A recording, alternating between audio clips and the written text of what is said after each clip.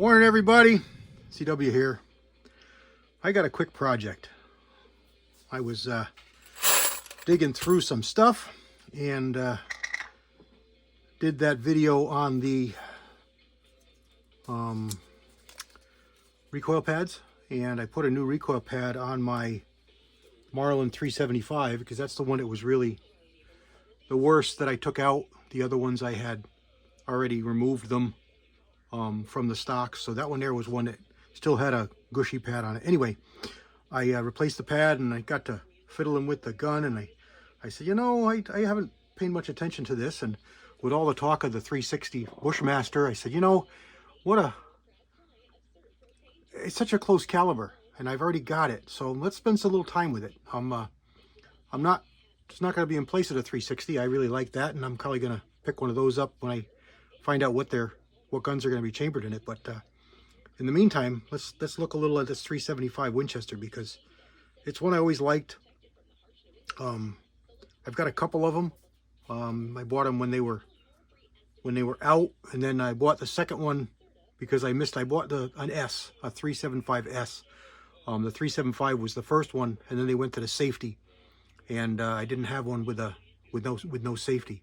So when I found one with no safety, I grabbed that one, and so I have the two, and then I have a contender carbine barrel in 375 Winchester.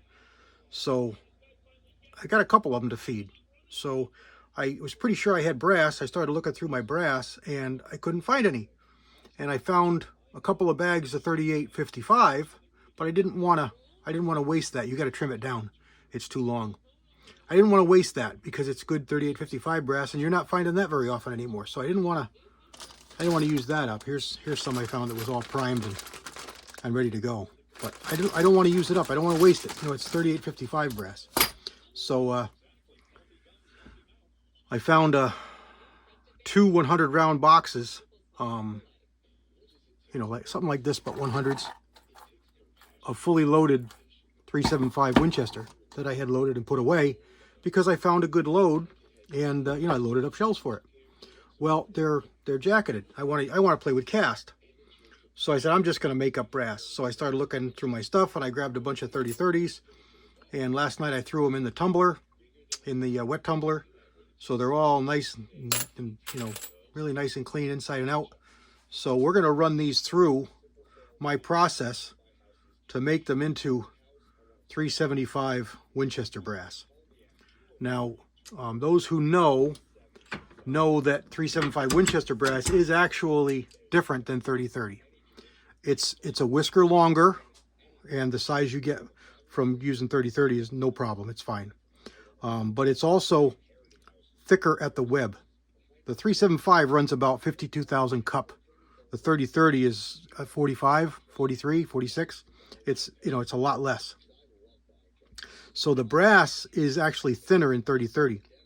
So it's not really a danger using it in 375, especially as cast loads like I'm going to be using it. It's going to be fine because I'm probably not going to even hit 40 or 42,000 psi.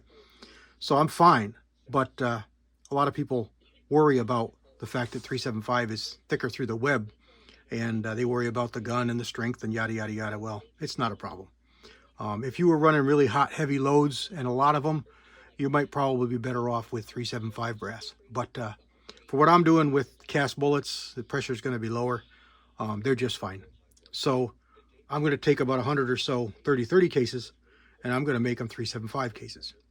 And the first step in the process is to run them through a 35 caliber die. Now I've chosen a Redding because it has a carbide, or I have a carbide ball installed in it, and it really opens the necks up nice until you get some that are work hardened, and those don't open up, they split. But you don't get too many of them, and you know, you put lube on it. Make sure I'm in screen here. Yeah, you put lube on it, and most of them come out just fine. But you do get some that are going to be split, and all I do is I just put a little bit of lube on the inside of the neck. I put it in the press, and I run it up. I don't run it all the way. I just open up the neck. I got a little bit of grease.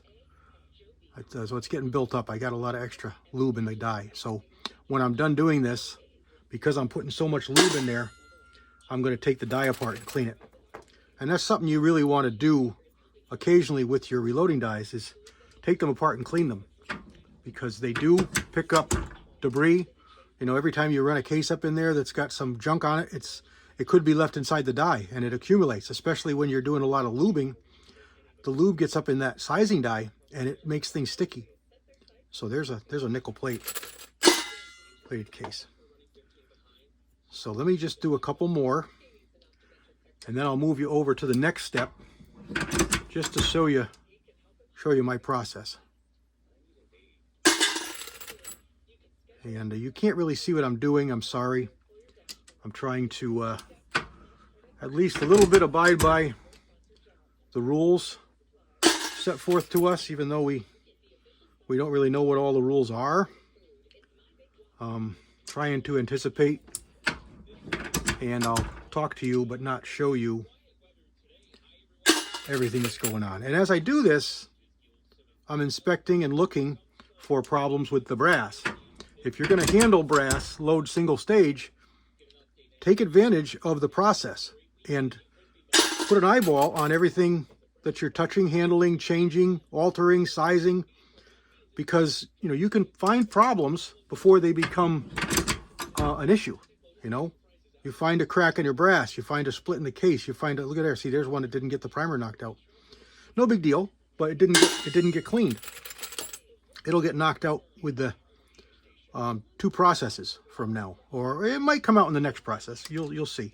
I run it through 2 more dies, so it's a multi-step process to produce this brass. And I do it this way mostly because it cuts down on my casualties. Now you've noticed I've done, 8 or 10 of them here, and we haven't had a split case. That really has nothing to do with what I'm doing. A split case is going to happen because the brass is work hardened, been loaded a few times, it's old, who knows what. You really don't know, you can't tell, especially after cleaning, what that brass, the life of that brass has been. So you just keep going. And it's not, you don't lose many, so it's not really a big deal. But you just throw them in the brass bin, and you can bring them to the recycler and get some of your dollars back. And if nothing else, put some gas in your car, or your truck, or your Jeep, or whatever. All right. I could talk all day. So let's just stop here and go over and start on the next step. Stand by. Okay. We're at the second step here. In this step, we're going to open it up a little farther. This step is going to use a 3855 die. And I used that in place of the 375 die because the 375 die does not have an expander ball in it because it's a straight wall case. But the 3855 does. It's still pretty much a straight wall, parallel wall. It's kind of tapered, but it still has it. So we're going to run this into the 375 Winchester die. And we're only going to run it in just through the neck, because all we want to do is open up that neck section to the correct diameter. So there we go. Now we got a little bit of a neck in there, as you can see. So we're going to take a little more lube on the body now. And because we've got a turret press, we're going to back this up to the actual 375 Winchester die. Sorry, I bumped the camera. And we're going to full length resize it.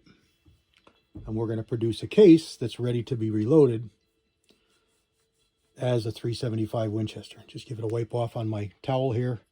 And there we go. You can see the neck where it was. It looks a lot more than it feels.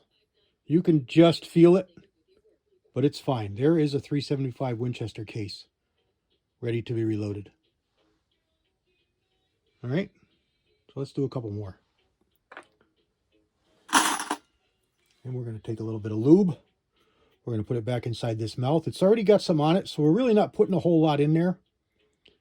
And you see, we're really not putting a whole lot in there. But we're going to put just a little bit out here because it is going up into the neck of the die, and we want to make sure we don't get any stuck cases. We're going to go back over here to the 3855 die.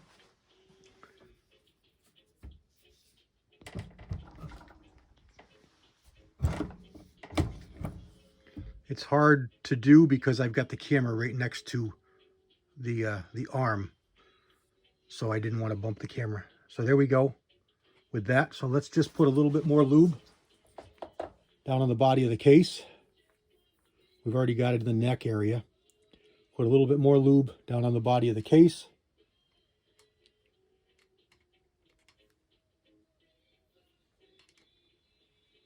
What's going on here? Doesn't want to go back into the die. And we'll go back over to the 375 Winchester. Run it up in, all the way down. Unbuck all the way out.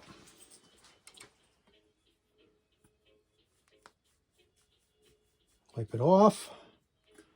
And there we have a 375 Winchester case. Ready to be reloaded. Still head stamp 3030. Here we go.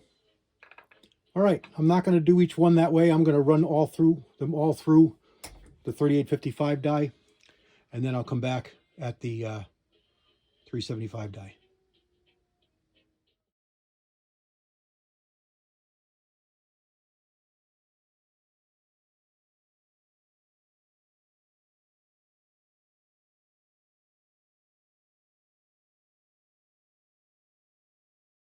And here we go. I've got about 60 or so cases done. I've got to make some more to continue. But like I said to you, when you're doing this, you're handling your cases. So take advantage of handling your cases and look them over really good, because let me see if I can zoom you in a little bit here. You got to look at the case mouths, and there's a crack. There's a crack. Every one of these. There's a crack. Has a crack or a crack starting. And one of them's got that's a good crack. You can't miss that one. There's a big crack. You can't miss that one. And it doesn't normally happen at this step. Usually it happens at the first one, but there's a really small crack. So you got to pay attention. Take advantage of the situation. You know, you're only handling these cases to use them, to the process. So give them a look. That would be problems. That would be, it wouldn't be dangerous, but it would be case neck tension. It would be an accuracy problem. It would be an issue maybe coming in or out of the gun. It's not really a safety thing with those little cracks. They're going to get worse, and the brass is going to be no good. It's already no good, but it's more a problem, frustration. Well, accuracy, reliability, throw them in the junk bin. Let's take this one here, and let's load one of these bullets. Now, this is not a complete loading. There's no primer, no powder. I'm not showing you how to do that. We're just going to put a bullet in a case, make a dummy. So first we'll run it through the case neck expander. It opens up the case, flares the case neck so the bullet can be seated in. And these are some that I just cast. This is a Lee bullet, 250 grain. And seat it and crimp it. There's not much of a crimp because the brass is short, but there we go. There's a 375 Winchester dummy. Run it through the gun, make sure everything cycles and fits. But there's your dummy. All right, everybody, that's how I make 375 Winchester brass out of 3030 brass. Hope you found it informative. Fun for me. Something I wanted to do. God bless everybody. CW out.